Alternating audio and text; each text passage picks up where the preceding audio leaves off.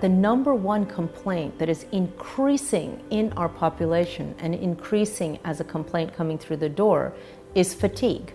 Some people refer to it as low energy or low motivation, a host of different kinds of things, but basically amounting to not being able to be as productive as they expect to be or once were. If you think of the body as a car and you think of our fuel as being hormones and nutrition, what we realize is that in this day and age, the speed of the engine is much higher than it used to be. Our mental and our physical stressors are quite a bit more than they were even 20 years ago, from all of the stimulation from phones ringing or being on the internet and assimilating 100 to 150 pieces of information per minute. The general chaos in the world, if you look at what's happening in the electrical field around us, what you find is that we are electrically stimulated consistently and continuously in a way that we never were. And we don't have the protection of nature around us like we did. So as a race, we're getting a little bit more depleted because we have more stimulations, and we also know that we have less fuel because the nutrients in the soil are less than they were. Some of the standard approaches we see to deal with this, one of them is, oh, let me just get back on my exercise program, and I need motivation to do that. And it turns out that if you're running with a low fuel tank and you actually are exercising with your heart rate above 120, instead of feeling more energy, which you could feel temporarily, you end up actually tiring yourself out. The other thing I see people doing these days is energy drinks. And what does that have in it? It has dyes that are on the carcinogenic list. It has forms of B vitamins that are helpful and harmful at the same time. It isn't made for regenerating the human body. It's made for a quick fix that will ultimately, over time, injure us. The third one is probably the most disturbing. This epidemic of people taking Adderall, which so many adults nowadays are literally say that if they do not take Adderall, they cannot function through the day. Are they Adderall deficient? They're deficient in B vitamins. They're doing too much. They're deficient in thyroid or cortisol. Once we fix that and lower the speed of the engine, we're not Adderall deficient anymore. And the problem with being on Adderall for a long time is when you start to talk to these patients over time, the dose that worked last year doesn't work anymore. You have to up it. And eventually you get to the point where no dose works because it's depleting the neurotransmitters. It's a solution that is extremely temporary and also doesn't protect you from the diseases that you're at risk for with the imbalances. So if you're B vitamin deficient and I correct it with Adderall, how is that going to protect your genes? The fatigue is coming from imbalances in multiple areas.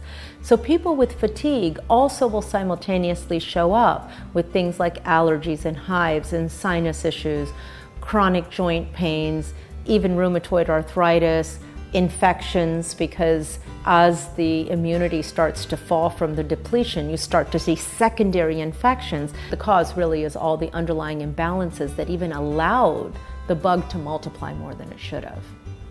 To restore energy levels, you must correct these underlying imbalances by measuring and optimizing the hormones and nutrients while simultaneously working to reduce the speed of the engine or the physical and mental stressors. I'd like to leave you with these first steps that have been tried and proven in thousands of patients and that you can start now. 1. Reduce both physical and mental activities while filling your fuel tank. This means commit to restoration in nature, meditation, joy, sleep, water, deep breathing, and following your heart in all things. Learn and practice heart-focused meditation or heart math for 5 minutes twice a day. This technique is being used by Fortune 500 company executives to reduce the drain of the fuel tank and increase the resilience and performance. there are some critical supplements that are needed to restore energy. In addition to correcting the mental and physical stressors, another step is to measure and optimize the hormones, especially the thyroid and cortisol pathways, which must be corrected to optimal, not normal levels. This means that if your DHEA or pregnenolone are less than the 25th percentile, you should take them. The doses would be DHEA 25 to 50 milligrams in the morning and the noon, and pregnenolone 50 to 100 milligrams daily, taken in the morning. Magnesium. Start with 1 capsule twice daily and increase as tolerated to an optimal dose, which is 6 to 8 caps daily.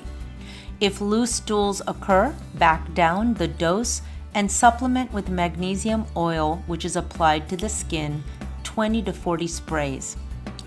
When energy is restored, the dose can be backed down after 12 months. Maintenance magnesium supplementation of 2 to 4 capsules should be continued and increased during times of stress. Essentials 5-in-1. This is the best activator in one bottle of all the hormones, including thyroid and cortisol, which are critical for our energy system. We utilize 2 capsules at breakfast and 2 capsules at lunch. If you have a sensitive gastric system, we use the delayed release version. This particular formula has the amount of selenium, iodine, chromium, zinc, and the active B vitamins that are specifically required to make sure that the cortisol and thyroid function optimally. Next would be Adrenal Forte. Adrenal Forte is the purest and most powerful herbal energy booster available. I recommend 2 capsules with breakfast and 2 capsules with lunch, or all 4 caps with breakfast. My experience in thousands of people in all age groups is that when we optimize the hormones and nutrients, decrease the toxins by drinking water and balancing the mind and the body stressors, energy levels return to radiant and vibrant, so that you can have your best life ever.